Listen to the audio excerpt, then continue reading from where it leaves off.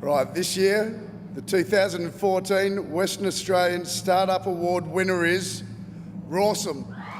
Oh, what a surreal moment. Can't get my paper open. Right. It's been surreal. Oh, thank you. It's been a surreal moment all day. In fact, I was just saying to some of my team members that I had 2 showers today because I forgot when I got in for the second one that I'd already had one today. And I'm not even joking. I don't know how I couldn't eat my breakfast, couldn't figure out how to get the spoon to my mouth. It's been ridiculous, and it's really because I know that this is a moment and an opportunity that is such a privilege that I feel really privileged to be here in a room of exceptional people. I'm going to try to stick to a script because who knows where the mind's going to go. So here we go. It's an absolute pleasure and privilege to be here this evening with WA finalists, and I'm so thrilled. I can't even believe it. Even when I was writing the acceptance speech, didn't even feel real. Thrilled to accept this award on behalf of the Rawsome team. I'd love to tell you a little bit about Rawsome.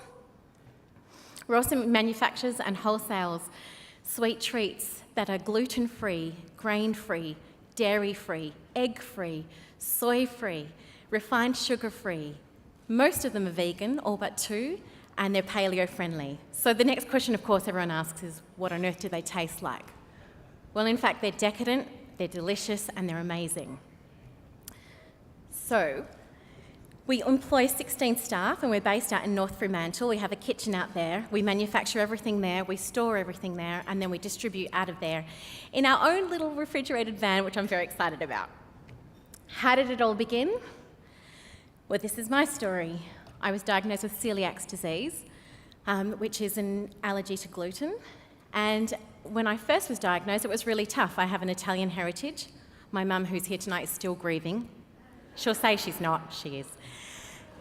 And I was on the search for some gluten-free treats that would make me feel like I wasn't missing out. And what I found was I grew more and more increasingly disappointed with the options that were available. They were either replacing the gluten with loads of sugar, or they were replacing them with dangerous additives.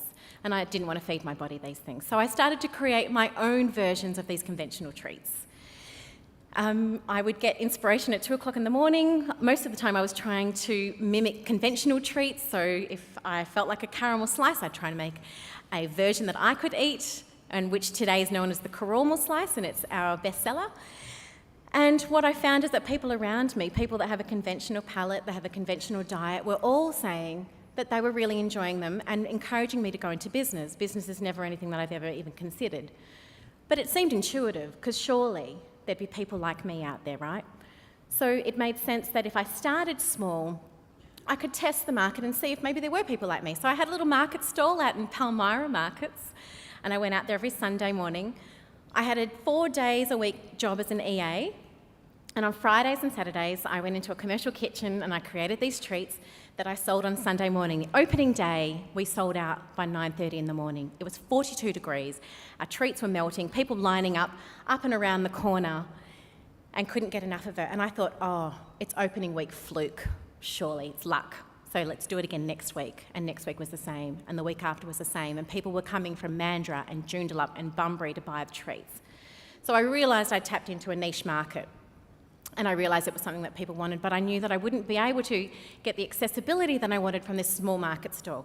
So I reassessed the business model and went into what we now do, which is wholesale and manufacturing and distributing to retail outlets.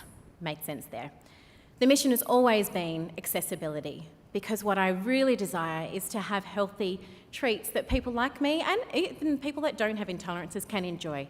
You want to be looking at the ingredients list and you want to be able to understand what you're eating. Almonds, we know what that is. Coconut oil, sure, we get that. You don't want to be reading ingredients on the back of an ingredients list, you don't know what it is, and you certainly don't want to be feeding it into your body. And more people are growing aware of this. So my mission and philosophy for the business is to change this, and it's working. Now, the journey and adventure started with me, but I certainly didn't get here on my own. I am surrounded and blessed with creative, talented, inspiring, innovative, loving and nurturing people. In the early days, my husband Joe and my daughter Zoe kept my head above water. They loved and nurtured me, they fed me, they washed the dishes, they kept me company as I was working in the kitchen till 2 a.m. in the morning, many times. They made sacrifices and they supported me unconditionally. I've always had a really clear vision for Rawsome, a lot like Brad, very clear vision for Rawsome. But there were times when I was fatigued and tired and mentally fatigued that light got dim, and they were always there to shine a heavy-duty spotlight on it and show me where I was going. When the business grew to a point where I needed help, my sister Anna and my mum came to my rescue. That was a hoot. What a blast we had. I can tell you stories about that. I dropped a 20-litre coconut oil bucket on myself one day. My mum's in the sink with my dress, immediately ripping it off me, washing it in the sink, as mums do. Loads of fun. We've come a long way from there. So we kept growing, and over time we've developed a team of fun-loving, caring, passionate and really incredibly talented individuals who all share Rawsome's vision and philosophy. Rawsome's manager, Chris Pasquale, who's here tonight, is a young man. He's young and he's passionate and he's ambitious and he's driven, and he brings a dynamic energy to Rawsome, driving us to be the best in our industry, with the focus on the latest cloud technology and innovative procedures. We have team leaders and supervisors, Maria, Julia and Stacey, who they work so hard and they treat the business, and I think this is the difference, they treat the business like it's their own.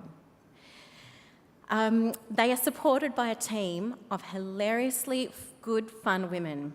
We have so much fun in the kitchen. They have so much raw love to give, they have so much vibrancy, and they have so much, as Brad said, passion.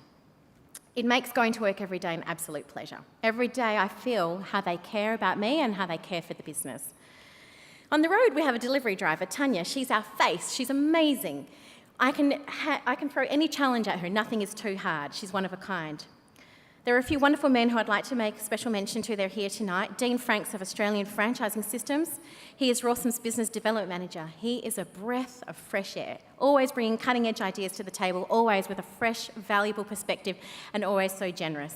Ian O'Toole, I really didn't want to share this one tonight because he is a genius, and I kind of thought if I have to share him, I have to share him with you all. But Ian O'Toole, he is our graphic designer. If you've seen our brand around, it is outstanding.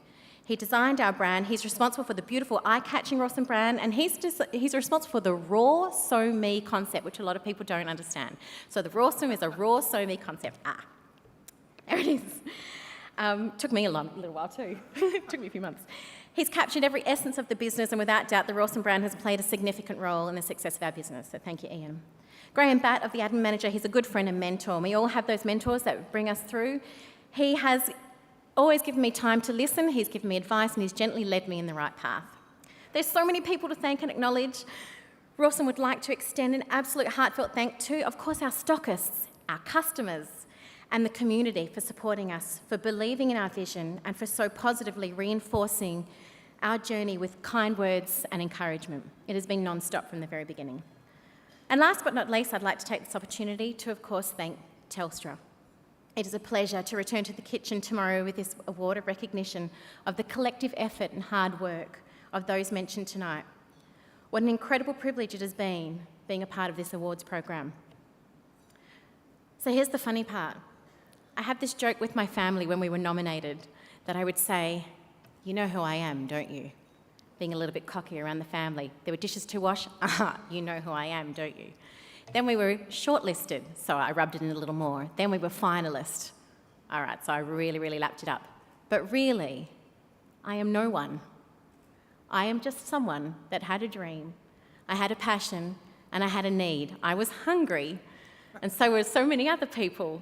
And from that, I've been able to build a beautiful business with beautiful people, and I hope it has a long way to go. Thanks for having me.